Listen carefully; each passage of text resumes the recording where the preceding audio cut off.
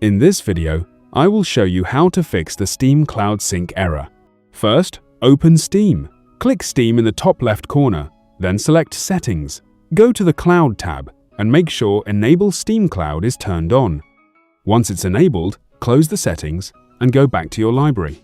Right-click the game that's showing the error, then select Properties. Open the Installed Files tab and click Verify Integrity of Game Files. Wait for the scan to complete, then test the game again.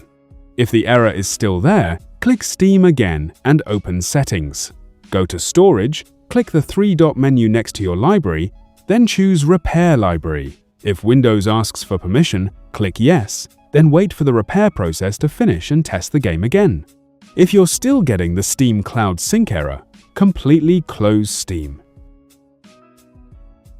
Click the Show Hidden Icons arrow in the taskbar, right-click the Steam icon, and select Exit Steam. Then open Steam again and check if the issue is resolved. If the problem continues, open Steam is greater than Settings once more.